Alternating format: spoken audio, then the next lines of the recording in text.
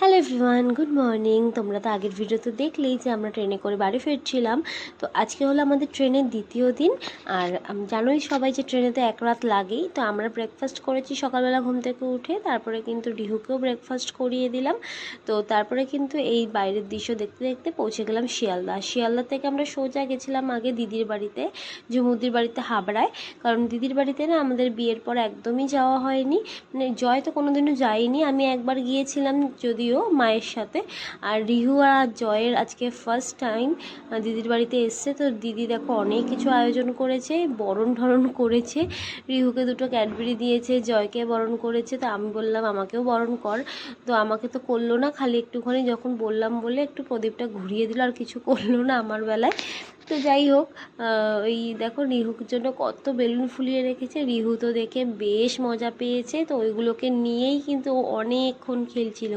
আর তারপরে যেই ওর দিদি পাখা চালিয়ে দিয়েছে, ব্যাস এক এক করে সব বেলুন উঠতে শুরু করে দিয়েছে। ওর না আরও বেশি ভালো লেগে গেছে, কারণ বেলুনগুলো উপরে উড়ছিল আর ও গিয়ে দৌড়ে দৌড়ে ধরছিল।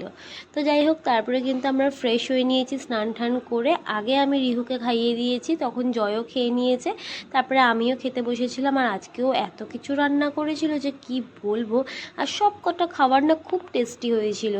আর দেখো ভাত করেছিল, ডাল, মাছ ভাজা, চিংড়ি মাছের মালাইকারি করেছিল, পোলাও করেছিল, আর গন্ধরাজ ডিম করেছিল, আর করেছিল চিকেন রোস্টের এক একটা পিস দেখলে কি বলবো, মানে ওই একটা পিস খেয়েই মনে হচ্ছে আমাদের লাঞ্চ কমপ্লিট হয়ে যাবে।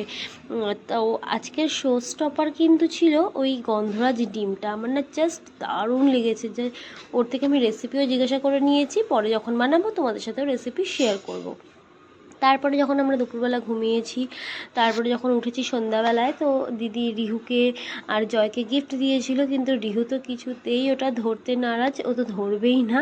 তো যাই হোক, রিহুর গিফটটা আমিই নিয়ে নিলাম, নিয়ে আমি একটু ওপেন করলাম, যদিও আমি আগে দেখেছি তাই ভাবলাম তোমাদেরকেও দেখিয়ে দিই। তো রিহুর জন্য দিদি নিয়েছিল এই শেরওয়ানিটা, হোয়াইট কালারের।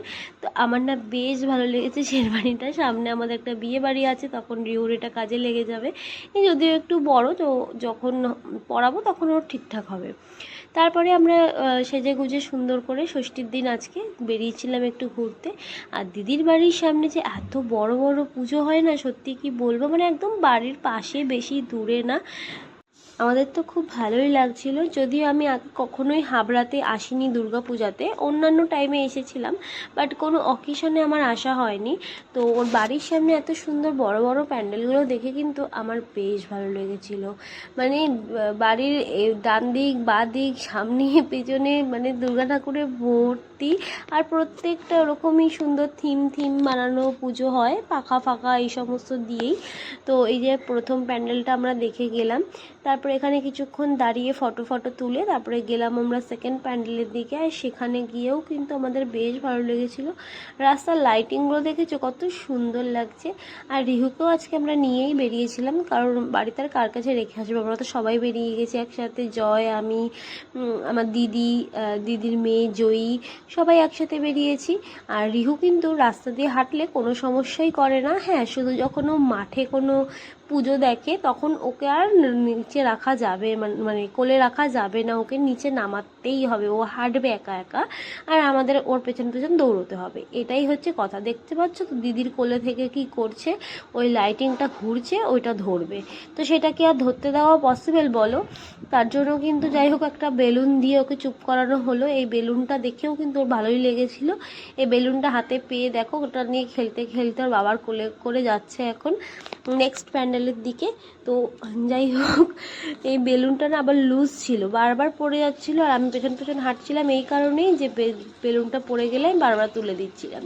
তারপরে আসলাম ওদের বাড়ির পাশে, মানে একদম পাশের প্যান্ডেলটাতে, এটাও কিন্তু খুব সুন্দর ছিল দেখতে। তো ভেতরে গিয়ে জাস্ট নমস্কার করলাম আর কিছু ফটো ক্লিক করে আমরা বেরিয়ে গেছিলাম আবার নেক্সট প্যান্ডেলের দিকে। সব তো একটা ব্লগে দেখানো পসিবল না, তো তোমাদেরকে নেক্সট ব্লগে আবার দেখাবো। তো আজকের ভিডিওটা এই অবধি, ভালো লেগে থাকলে সাবস্ক্রাইব করে দিও।